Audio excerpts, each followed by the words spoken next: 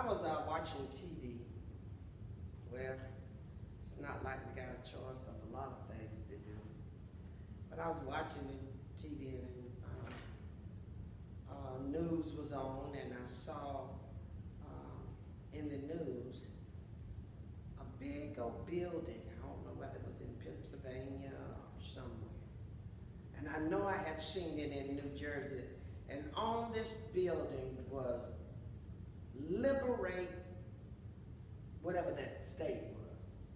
So I'm going to say Pennsylvania, Liberate, Pennsylvania. And I think what the spray painter probably had in his mind about freedom and what the Bible has in mind about freedom, I just sort of put it together and realized it's two different things. Freedom or liberation from a Christian perspective is not about our personal rights. We do know that. As much as you will find me involved in human rights and civil rights, I personally have a hard time using the language of rights from the pulpit. It don't sit well with me. Too often rights or freedom are centered solely in an individual perspective. Yes. Don't get me wrong. I believe in individual right. Yes, sir, I do.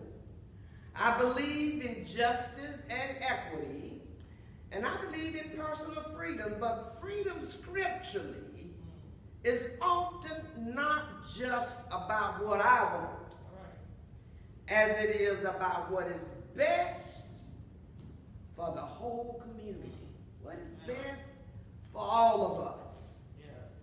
Freedom is a responsibility for each other to live out the greatest commandment, to love one another. Yes. Freedom is humble. Yes.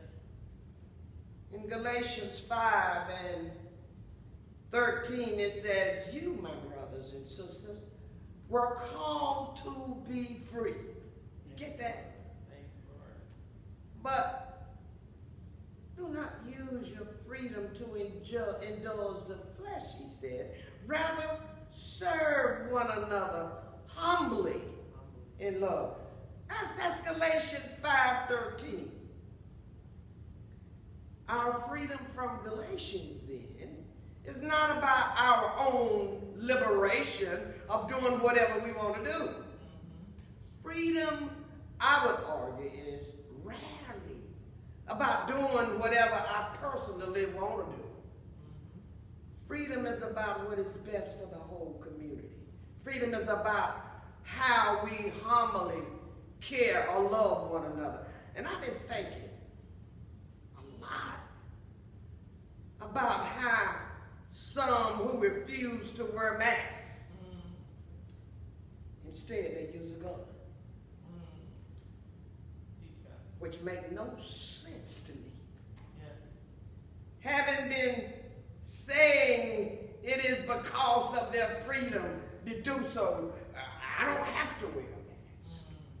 No. This is not freedom.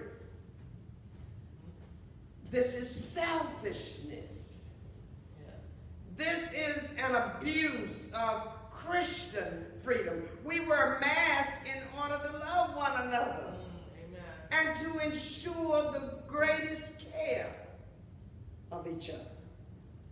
Freedom is about the greater good of the community. Freedom is about how we ensure that we love one another and take care of one another. Freedom is not just about what I personally can and cannot do. Freedom, biblically speaking, is always about the whole community. Yes. Especially with how we take care of the most vulnerable. Yes. Yes. We wear a mask out of our freedom to care for one another. We stay home because in our freedom, we don't want to get other people sick. Amen.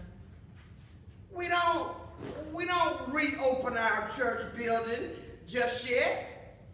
Goodness, the church was never closed to begin with. Amen. Amen. Because our freedom calls us to take care of not just ourselves, but instead turn toward the greater good of all. We continue to slow down and make wise decisions here at Howard Chapel out of our love for freedom. Freedom calls us to think not just of ourselves, but especially of the goodness and the health of the community, the whole.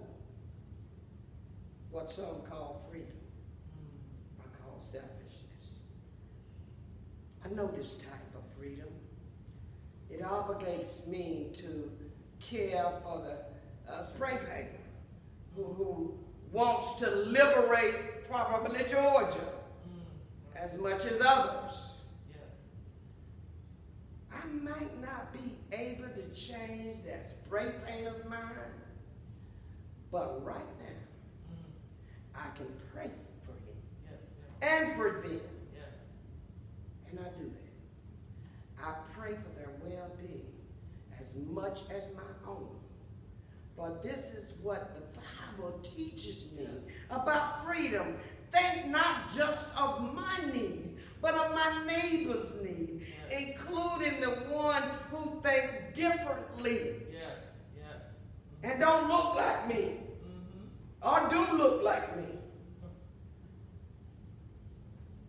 So I wanted to just share that with you so you know that even though we're not meeting at church right now, we are waiting to things, the virus, and we get closer to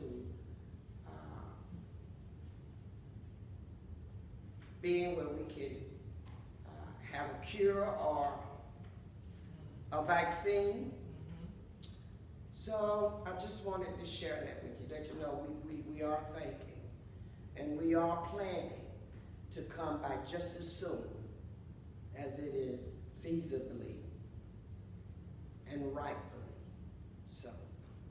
So I ask God to help us liberate our selfish understanding of freedom in order that we may truly live into the biblical call to freedom, to love one another and serve each other in Christian love. I'm glad to have here, that was free, that wasn't part of the service. But since I had your ear, I took advantage of